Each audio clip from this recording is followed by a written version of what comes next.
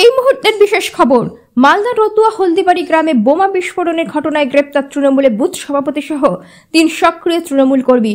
তাদের তৃণমূলের উপপ্রধানের বাড়ি থেকে গ্রেপ্তার করা হয় বলে খবর। আর এই ঘটনাকে ঘিরেই রীতিমতো শোরগোল জেলার রাজনৈতিক মহলে।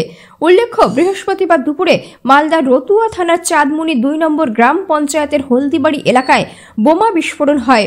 বিস্ফোরণে গুরুতর জখম হয় 2 নাবালক।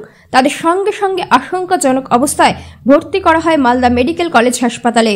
এই ঘটনার তদন্তে নেমে রতুয়া থানার পুলিশ 4 জনকে গ্রেপ্তার করে। শুক্রবার 4 জনকেই পেশ করে চাঁচল মহকুমা আদালতে। শুনে তো খারাপ লাগলো যে একটা দুর্ঘটনা খুব বড় ধরনেরই হয়েছে, বাচ্চা দুটো ক্ষতিগ্রস্ত হয়েছে। খুব এটা একটা শোচনীয় বিষয়।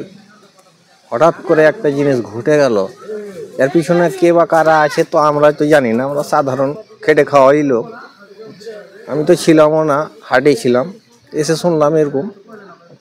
তো বলছি যে কতটা আতঙ্কিত আপনাদের? তো বাচ্চা খেলা আতঙ্ক মানে কালকে থেকে রাস্তাঘাটে চলছি তো ভালোই লাগছে না, হঠাৎ করে একটা জিনিস ঘটে গেল।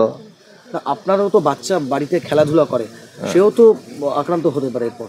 হ্যাঁ, এই খবর শুনে আমার নিজের বাচ্চাকে যে শাসন করেছি যে এত বড় ঘটনা ঘটলো, তোদের সাথেও ঘটতে পারে। তো খুব খারাপ জিনিস এটা, কিন্তু এটাকে একটা তদন্ত করা। আপনার কি আতঙ্কে রয়েছেন? আতঙ্ক তো আছেই একটা। কি চাইছেন? পুলিশের কাছে কি দাবি করবেন? চাইছি তো অনেক কিছু, কিন্তু করতে কি পারবে? আজকে একটা ঘটলো, ফের দেখবেন 5 দিন পর ফের ঘটিয়েছে, তার মানে শাসন হয় না। পুলিশ তাহলে ঠিকভাবে কাজ করে না?